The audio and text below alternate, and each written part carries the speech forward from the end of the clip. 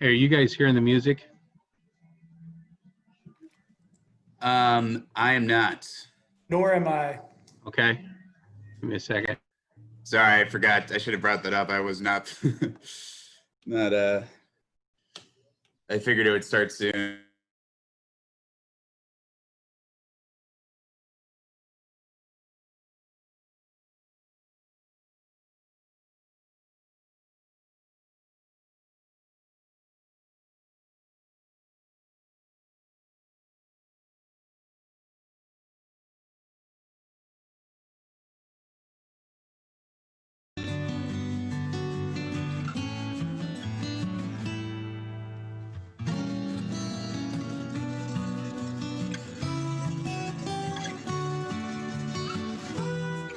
Okay, you guys should be hearing the music now.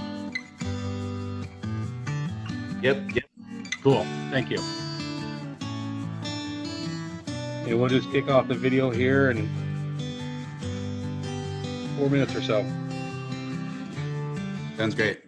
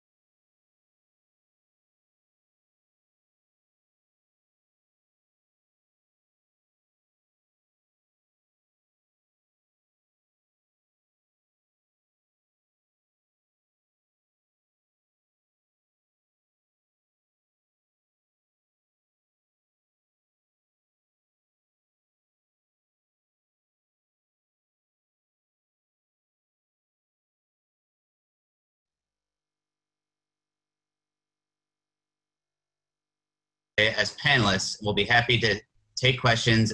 Hello, everyone. I'm Tommy Rosebluth, Program Coordinator at the American Public Gardens Association, and I will be your staff representative during this virtual conference. Before we begin, here are a couple of tips to get the most out of your virtual conference experience. First, if you're experiencing poor audio or video quality, we suggest closing other programs on your computer, especially other browser tabs. Your inbox will still be there at the end of the session, I promise. If you have any other problems or questions, association staff are available to help. Give us a call at 610-708-3010 or send us an email at info@publicgardens.org. Second, while this session has been pre-recorded, the presenters are here with us today as panelists and will be happy to take questions in the live question and answer portions of the session. At some point during this session, the presenters may activate a poll. Poll responses are anonymous, so be sure to let us know how you really feel. Finally, you can submit your questions using Zoom's Q&A function that you will find in your Zoom toolbar. Questions can be submitted anonymously.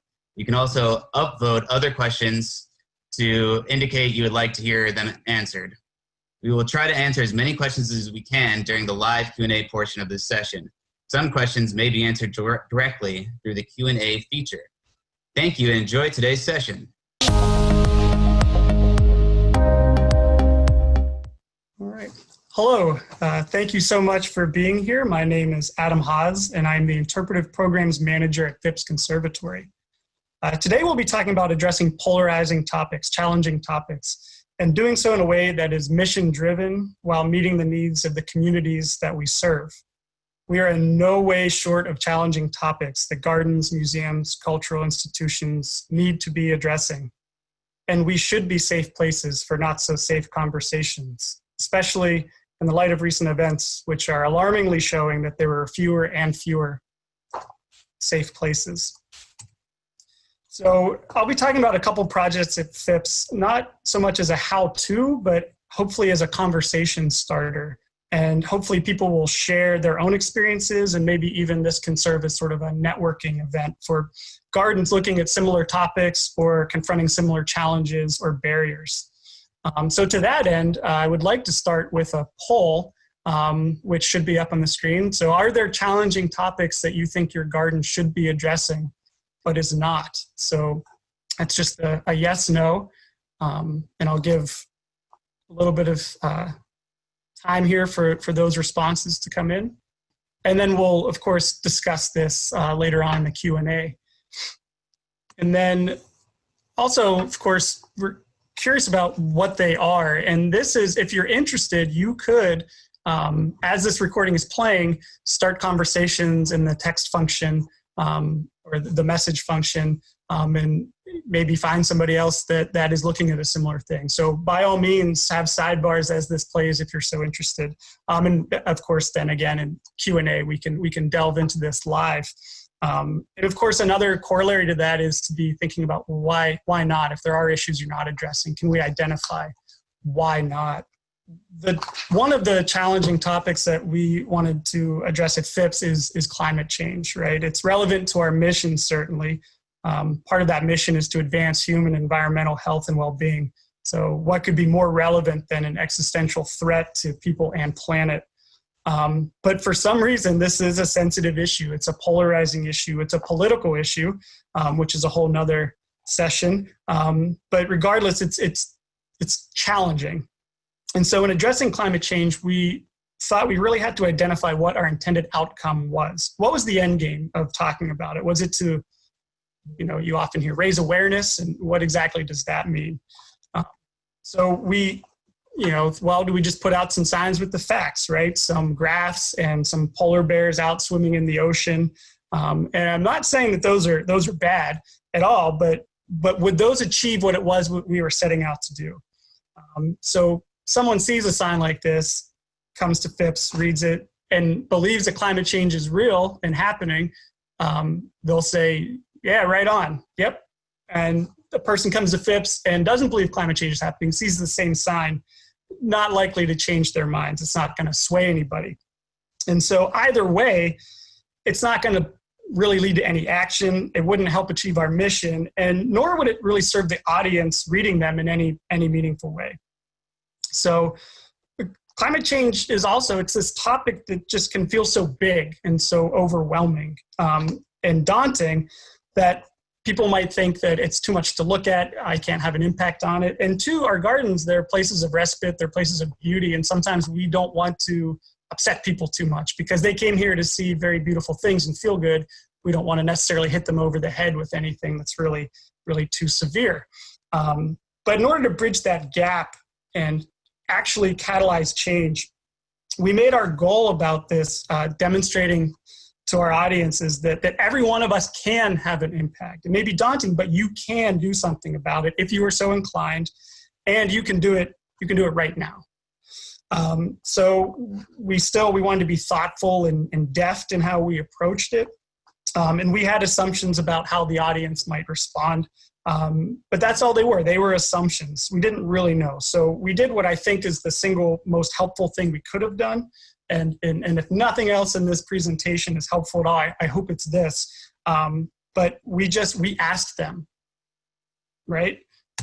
So this is particularly germane right now, I think, because audience surveys, they don't necessarily need to be administered on site. This is a very unique time, as everyone knows.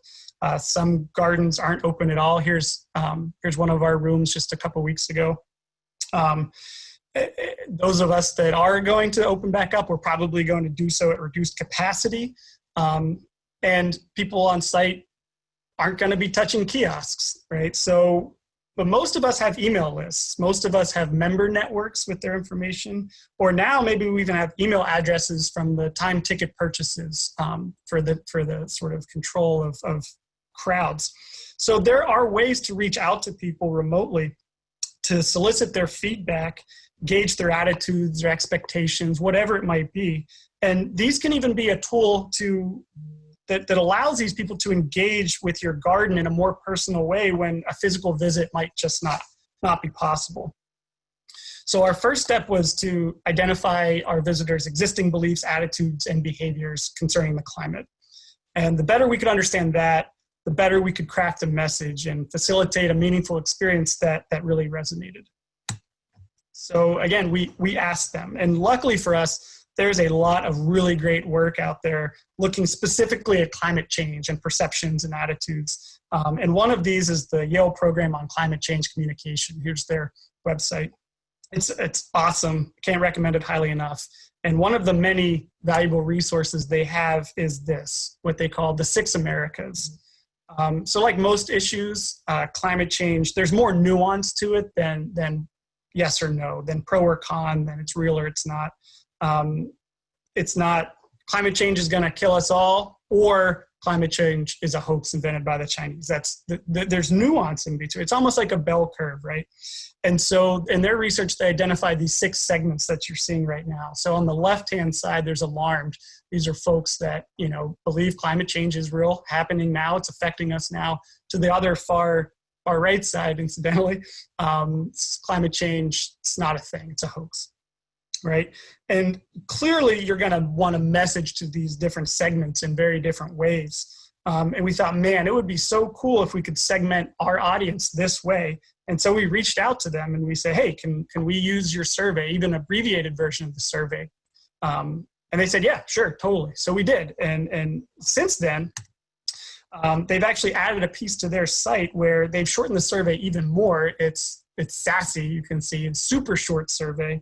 And you can use this, and then if you upload a CSV file, it will run the segmentation analysis for you, which is very cool because I needed someone much smarter than me to do that when we did it. So they do the work for you now. So that's there and free to use. And I bring these steps up, not, it's very, very possible that your challenging topic isn't climate change, right? So you might not have the luck of having access to a really robust, free, accessible tool like this. We were lucky, but I would say that maybe somebody somewhere, a garden, an academic, a museum, is looking at the exact same issue you are. And they might be very happy to work with you, to partner up, share resources, best practices. Maybe you meet someone today in this session. I have a colleague who when she wants a journal article that's behind a paywall, she just emails the author, and almost invariably they send it to her for free. So I know, garden folk, we're all pretty laid back. We're all pretty cool with each other, and we share, and we're awesome. But I found beyond the garden world, people seem to be much more willing to share than at least I had realized. So we did the survey, and this is how it came back. We sent it we got about 1,000 participants, 1,000 respondents, which is pretty good. And so we learned that nearly 9 out of 10 of the guests fell on that left-hand side, the alarmed, concerned, and cautious, right? So that means that 9 out of 10 of our guests, almost everybody coming in, is thinking, climate change, it's a threat now, or it's going to be a threat, but they believe it's human caused. They believe humans could reduce global warming, and they support societal action on climate change. And the cautious group is the largest, and few of them have actually engaged the issue personally or taken climate action, although they want to. So this indicated that we could be most effective, not in trying to convince guests that climate change is real. Nearly all of our guests already accept this fact, but in helping facilitate our guests taking the next step, doing something about it, being part of that societal change. So here we have the bulk of our visitors looking for things to do, looking for steps, so we could address their needs precisely by tackling a challenging topic and offering actions that they could do right then on site, which is also fulfilling the tenet of our mission to advance human environmental health and well-being. And we had empirical data demonstrating that this was serving our audience while remaining true to our mission. Then some stuff happened, and we understood that there was probably very little chance that there would be any federal support for regulations or policies that were going to impact climate change, at least in any good way. Probably impact it, but not in the way that we would hope. A little discouraging, but all the more reason for our climate change messaging to be about taking action and giving people the agency to take that action. So in the next few weeks, we looked at what people could do when they were visiting FIPS that had significant impact. And then we looked at the barriers, because if a barrier is too high or perceived to be too high, it's unlikely to be adopted. So maybe they would adopt it with a little bit of help, right? So the big one we identified was electricity generation. So buildings, the built environment accounts for about 40% of energy use in the US, and a little more than half of that is from residential. So that's significant. Just powering the average Pennsylvania home for a year emits about 8 tons of CO2. But Pennsylvania, where FIPS is located, by the way, if I didn't mention that, Pennsylvania is a state where there is power choice. That means there's about half the states that have this. And what that means is you can tell your utility from whom you want them to purchase your electricity. Most utilities don't generate electricity. They buy it from power plants and they deliver it to your homes. So you could tell them from whom you want them to buy it. And you can say, hey, I want you to buy renewable electricity. You can say, I want green energy. I want a place that uses solar panels or wind turbines. And in effect, you can essentially power your house with renewables without putting solar panels on your roof or investing in a wind turbine or anything like that. So functionally, for the end user, nothing changes. But if you switch to green energy, in Pennsylvania at least, you'd offset your 8 tons of CO2 emissions. So doing this switch seems like a pretty big deal, really impactful. But the barrier is kind of high, or at least it seems like it's high. Switching my energy, but it takes 5-10 minutes. And then it's a great action because you don't have to keep doing it. It's not convincing someone to, start composting. Then, you have to do it and do it and do it and do it. You do this once and then it's done. And the only way that it goes back is if you change it back. So it actually takes behavior to change it back. So this is a really great sort of impactful thing. There's some of the wind turbines that can power your electricity. I failed to move forward on the slide before, but so with this in mind, FIPS launched what we call the Make the Switch at FIPS campaign. It's a green power drive, and it's through a special partnership with a green energy provider. So every day, the company staffs a station in our conservatory where guests can switch their home electricity to 100% green power right on the spot. And those that do are given a free FIPS membership. So it's a 1-year membership if you're a new member, or a 6-month extension if you're an existing member. And if anyone's interested on the financials and how this works out monetarily, actually doesn't really cost us much at all. Happy to chat about that offline if you're interested, but we don't really lose money on it. So what does this do? Right? It directly impacts the voluntary market for green power. Guests that are interested are able to take the actions they had not been doing but wanted to. And the membership incentive increases their access to FIPS, which hopefully deepens their engagement with us and their own connection to the ecosystem in which they are nested.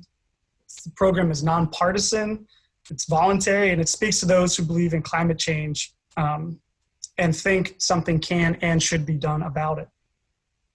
So since the launch of the Green Power Drive, more than 5,000 households have converted to green power.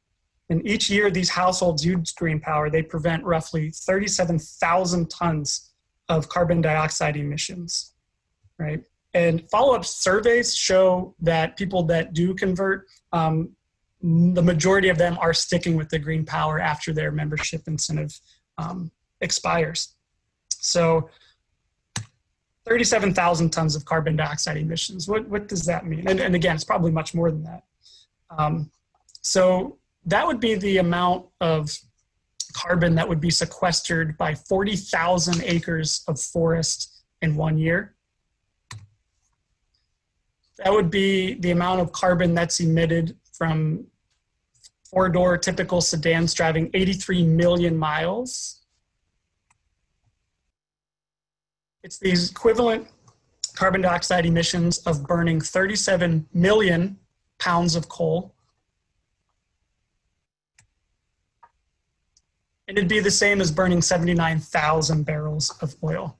So that's this beat the oil drum. So this is a reference to that. So part of the issue with climate change, of course, and CO2 is you can't see it. We're seeing it more in extreme weather events and climate change, but itself is a tangible thing. It's very hard to do, which is part of why it's such a challenging problem. And we wanted people to visualize it in a more tangible way, more kind of visceral way. So we added what's kind of a provocative display of 16 oil barrels lining our front walk as you come in. So this 16 barrels is what it would, if these were burned, that would be 8 tons of CO2. So this is what the average PA Pennsylvania home emits over the course of a year. And so the barrels have copy on them telling guests as they walk in, hey, this is how much, carbon dioxide your house and you're putting up in the air every year. That's kind of a bummer, right? But hey, you know what? You can mitigate that. So it says right on the following barrels, visit the station in the conservatory and switch to green power, and you mitigate this. And then the last barrel has the number of people that have done it. So they'll see, oh wow, this seems really cool. And wow, 5,000 people have done this. So there's this sort of social influence, social networking element there to it. You're seeing your peers, quite a few of your peers do it. And you have to walk right by these things coming in. And that's a little bit of a subtle nod to the unavoidable nature of this problem. We're all going to run into it, but hey, there is something we can do about it. So the second project that I would like to talk a little bit about is one that explores what we're calling the 5 planets problem. This is that if everyone in the world lived like the average person in the US, we would need 5 Earths worth of resources. The exhibit that you see here, Planets Earth, it delves into that and looks at polarizing topics like consumption and like population. So this aligns with us institutionally at FIPS, and we internally, we're, right on. This is exactly the kind of stuff we should be talking about. But this was a larger departure from any exhibit we've done before. And we anticipated some negative feedback. It's a small exhibit, about 1,000 square feet. And given the content, we allotted money in the budget for evaluation. That was an absolute must. So we chose a summative evaluation route, but we built the exhibit in a way that it would be very, very easy to switch out content, because if you're unable or unwilling to change things, once it's in, a summative evaluation loses quite a bit of its value. So as we predicted that this would evolve over time, partially based on the evaluation, where we were hitting with our attempt, but also just things change, right? How great it is to have this flexibility. You know, all the signs are on standoffs, which is super easy to just swap out a sign. We've already done that. The digital content is on iPads, which, you know, it's set to an app or a URL or a PDF, and we could change content on those as often daily if we wanted. So we built this exhibit, hired a firm to conduct the evaluation, and we received some unsolicited but welcome critique about it from a community group. And it became clear to us that we did need to change some content, which again, these are meant to be conversations, not really didactic prescription, right? So, which is to say, challenging topics are just that. They're challenging. That's why we're here talking about them. And you can do your research diligently. You can have your content reviewed by experts. You can check all the check boxes of what you're supposed to do, but you might not hit the mark on the first time up to bat. And that's okay. That's okay. We didn't quite here, but that's why we built it, so that we can listen to that feedback from the community and work on this to make it what that audience needs. One last thing that I wanted to mention about this evaluation was participants were asked coming out of it how hopeful for the future they felt after experiencing this exhibit. And we had designed this honestly feeling like we balanced the urgency of the issues with the messages of action and means to move forward. And we really had intended to leave guests understanding the problem, but feeling hopeful about their ability to address it, our ability as a species to address it. Well, only 28% of participants left feeling hopeful. 37%, which was the plurality, said they were hopeful, but you know, I don't know if we can really do this. And 35% were just flat out like, no, we're not hopeful. So this is an evaluation element that I personally hadn't really thought of prior to when we were working on content that is a little more challenging like this. And I thought, wow, that's a really interesting insight. Over 1/3 of our visitors left not feeling at all hopeful. And that does not sound like an exhibit that is going to inspire action or change. So I don't know the answer to this, but I think it's such an interesting question, is what level of hopefulness inspires action? What's the right balance between these are real issues we need to think about, but here's the path forward? Where does that path lie? And we don't know, but we plan to explore that more. And of course, all of this comes at such a unique time, a singular moment. And the challenging topics that we chose to address a year ago in this exhibit might look very different from the ones if we're doing this right in this moment now, and maybe we will. So I think flexibility and openness and honest introspection might be the most valuable tools that we have when addressing things like this. Thank you. Hello, everyone. I'm Tommy Rosebluth, Program Coordinator at the American Public Gardens Association, and I will be your staff representative during this virtual conference. Before we begin, here are a couple of tips to get the most out of your virtual conference experience. First, if you're experiencing poor audio or video quality, we suggest closing other programs on your computer, especially other browser tabs. Your inbox will still be there at the end of the session, I promise. If you have any other problems or questions, association.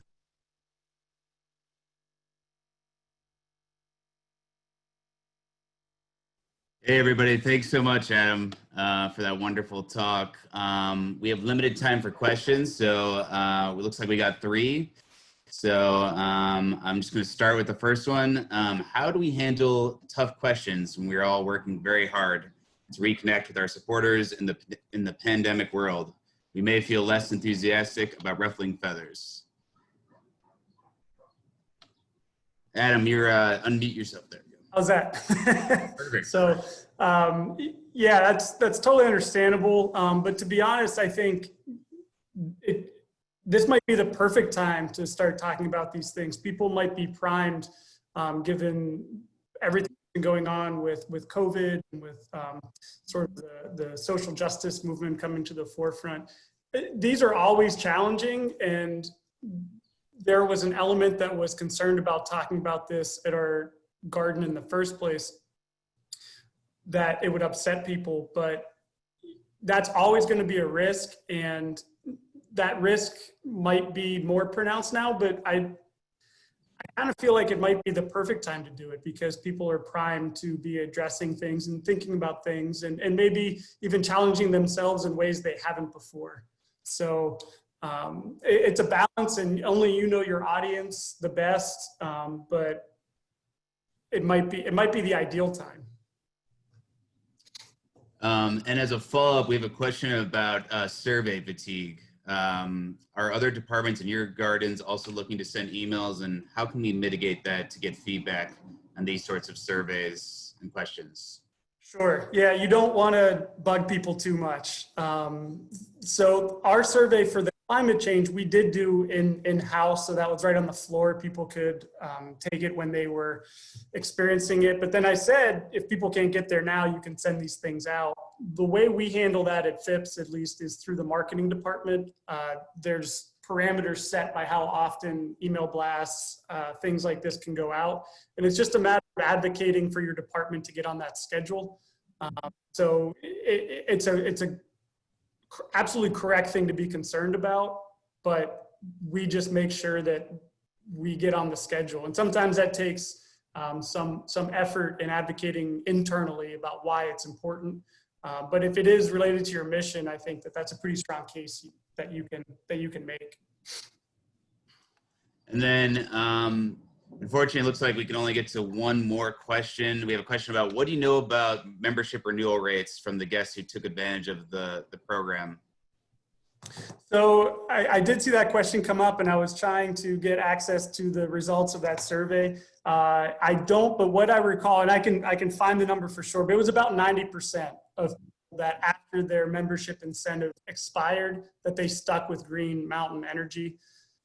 So, you know, it does, I should note though, that it does take a behavior to switch back. So it doesn't revert automatically. They would have to go in and take the effort to switch back. So that's part of but I think the beauty of this program is this is in perpetuity unless you make some other change intentionally. So it was almost everybody, but that means almost everybody didn't do anything, if that makes sense.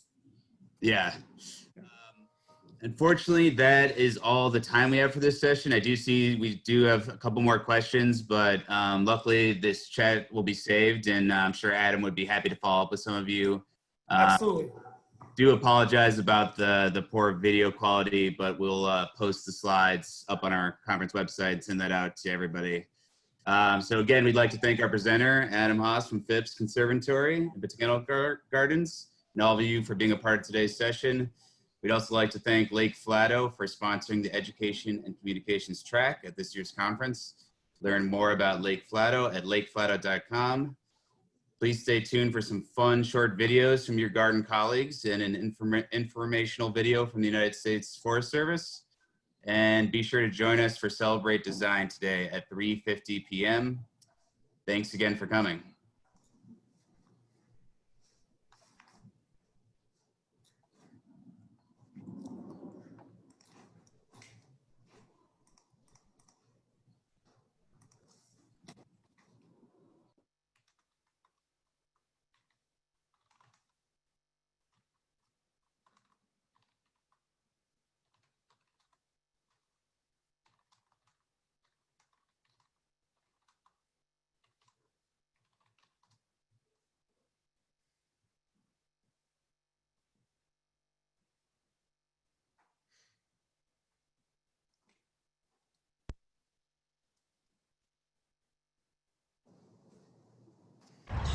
Hello from the United States Botanic Garden in Washington, D.C. Hello from the Elizabeth River Project. In Paradise Creek Nature Park in Portsmouth, Virginia. Hi from the Stump-Prairie Garden on the Atlanta Beltline. Hello from Denver Botanic Gardens. We love our community of public gardens and wish all of you a great conference. Greetings from Bok Tower Gardens in beautiful Central Florida, where we're recrafting our garden and looking forward to seeing you all in person next year.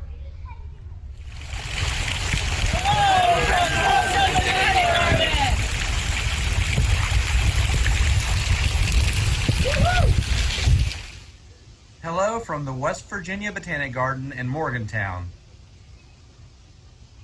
Hello from Birmingham Botanical Gardens in Birmingham, Alabama. Hi from the BBG. Hello from Birmingham. Hello from Birmingham Botanical Gardens. Hello from Birmingham, Alabama. Hi, we are so happy to be back at the gardens. Come join us.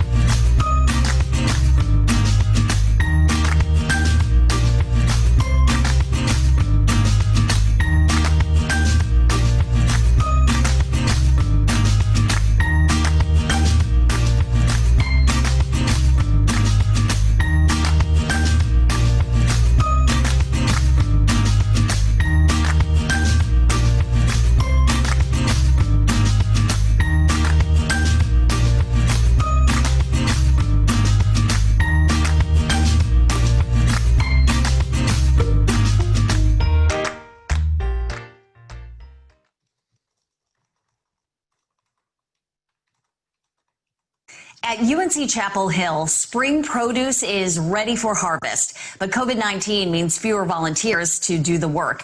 In our morning original, that's the challenge facing their community garden. The COVID-19 pandemic caused a big challenge for leaders of this Carolina community garden. This has probably been the best spring we've had in years. And so it's like, oh, we have all this food. What can we do with it? Garden manager Claire Lorch says due to pandemic safety concerns, regular community volunteers are not able to bring in this spring bounty. We've got spinach, Chinese cabbage, green onions, carrots, radishes, collards, kale. Now they depend heavily on medical student volunteers like Madeline Hamilton and Lexi Betancourt. We're, trying to find ways, other than being in the hospital right now that we could try to help out kind of locally. It's not anything that I've done before, so it's learning a new skill too. This garden was created 10 years ago to fulfill an important mission to increase food access for university employees. Ordinarily, the food goes to UNC's housekeepers, all the people that clean the buildings. Because campus classes and buildings are closed, many housekeepers aren't on the job. To avoid waste, the food is delivered to medical center staff who are working and harder than ever. They're very appreciative on their end, and we are really happy to be making a tiny contribution to the effort.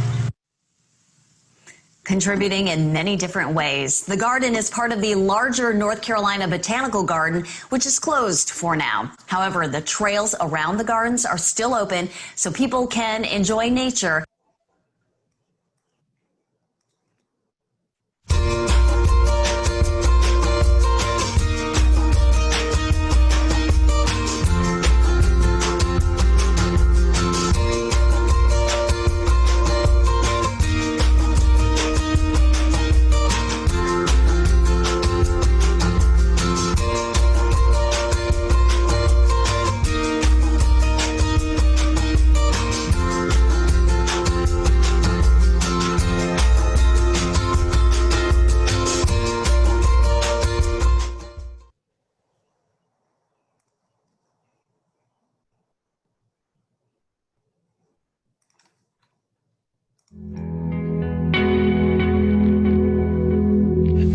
National Grassland is within the sagebrush steppe community type, which is a huge concern to our partners, the BLM and others. Doing a project like this here makes it where it's on Forest Service lands with the Rocky Mountain Research Station researcher, but it applies to a huge area that may not be a lot of the National Forest Service system, but it is within the sage-grouse habitat area where we manage. And so on the curlew, what we're doing is testing the concept of forb island plantings. Forb islands are areas that plants can spread from, and so you can treat a smaller area, but maybe actually are able to treat a larger area by both the interaction with the pollinators that come in to be on those plants, and then also those plants can serve as a seed source for further population growth. The addition of the biochar is a way to help establish those forb islands. And so in this case, what we're going to do is use plugs to plant, and then we're using the biochar because we believe the biochar will help in that plug establishment. One of the most important things about restoration is to actually have kind of a real-world proof of concept or demonstration area. And so it's important to work with managers at national grasslands and in forests. I think it's very important to have these restoration projects to tie into the bigger picture. And we can do a lot of work, all hands, all lands, across agencies to help preserve our landscape. So I feel doing things on the grassland here and making sure we do it in such a way that it's shared has a wider application to restoration as a whole.